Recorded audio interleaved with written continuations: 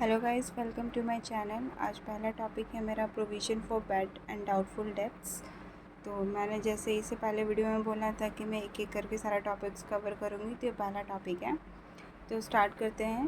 पहले समझते हैं बैड डेब्ट्स के मीनिंग और डाउटफुल डेब्ट्स के मीनिंग। बैड डेब्ट्स किसे कहते हैं? Bad debts refers to the sum due from the debtors. जो पैसा डेटर्स से बकाया होता है वो होता है बैड डेब्ट्स, जो हमें आगे फ्यूचर में भी मिलने की कोई उम्मीद नहीं होती है। ठीक है, we can not release money from the debtors. हम उससे अपना पैसा वापस नहीं ले सकते हैं। लेकिन डाउटफुल डेब्ट्स क्या होता है? Which refers to debts which मतलब debts which there is an मतलब uncertain degree to which amount will be recovered from the debtors. कुछ ऐसे पैसे जो कि हम डेटर्स से पैसे रिकवर कर सकते हैं, हमें मतलब थोड़ी बहुत उम्मीद होती है कि चलो वो आज नहीं तो कल पैसा हमें वापस कर देगा। ठीक है, ये होता है डाउटफुल डेब्ट्स और बैड डेब्ट्स। यहाँ पे कुछ क्वेश्चंस हैं, देख लीजिए। If a person fails to pay his डेब्ट, तो उसे क्या कहेंगे? अगर कोई पर्सन है अपना पैसा देने से फेल हो जाता है, मतलब कि वो नहीं दे पाता अपना पूरा पैसा, तो उसे हम क्या कहते हैं? उसे हम बैड डेब्ट्स रेफ़र करते हैं। उसे क्या कहते हैं? उसे बैड डेब्ट्स कहते हैं। ठीक है, रिकवर नहीं कहते क्योंकि वो रिकवर नहीं होता है।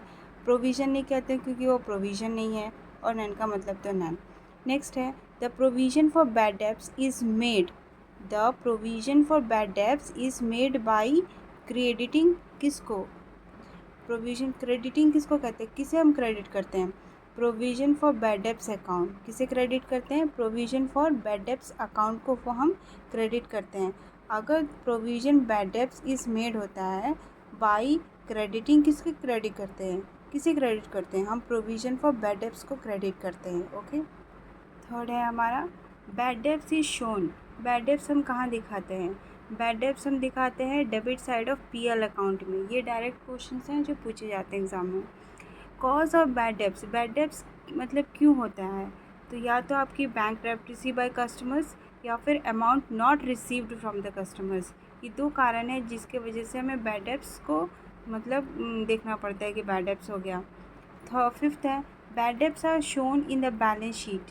कहाँ दिखाएंगे? इनकम स्टेटमेंट में। कहाँ दिखाएंगे? इनकम स्टेटमेंट में दिखाएंगे। आज बैलेंस शीट को हम जानते हैं कि वो पोजिशनिंग क्या बोलते हैं उसको? Income statement of what? Amount less from the debtors. जो डेटर से हमें पैसा नहीं मिलता है वहाँ पे हम दिखाते हैं बैड डेब्ट्स। ओके, नेक्स्ट है account debited on recovery by bad debts. जब बैड डेब्ट्स हमारा रिकवर होता है तो कैसे रिकवर होता है? कैश या बैंक से रिकवर होता है।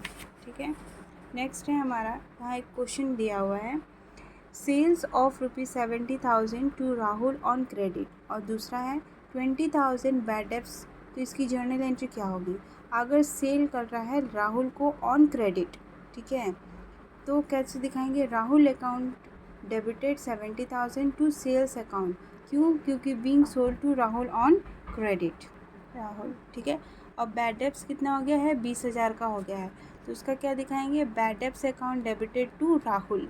ठीक है, टू राहुल, क्योंकि बैड डेब्ट्स हुआ किससे है? राहुल से है, तो राहुल क्या हो जाएगा? क्रेडिट हो जाएगा। बैड डेब्ट्स क्या हो जाएगा? डेबिट हो जाएगा।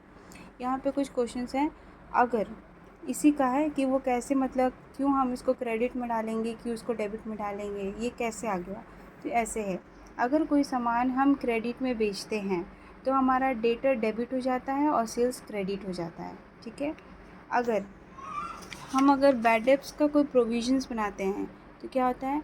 Bad debts account debited, provision for doubtful debts account debited and provision for discount on debtors debited to debtors account.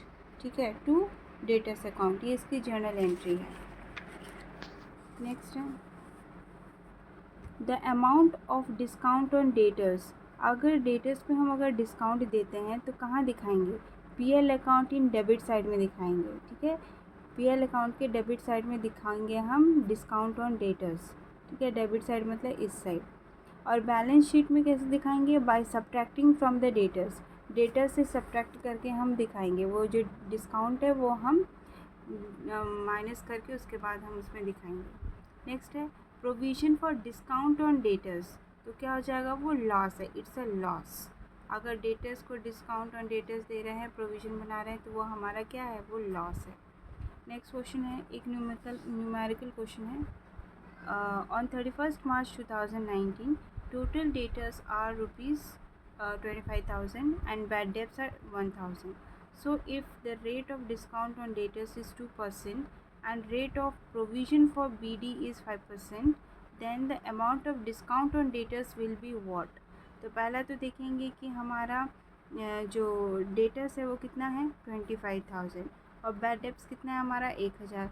तो 1,000 हमारा बैड डेब्ट्स है, तो पहले तो उसको माइनस कर देंगे, ठीक है। अब बताएंगे, अब क्या करेंगे, अब हमने 5% का डिस्काउंट ऑन डेटर्स मतलब प्रोविज़न बनाया, ठीक है। रेट है उसका, रेट ऑफ प्रोविज़न कितना है 5% का। तो 5% निकालेंगे तो कितना आएगा 1,200 आएगा।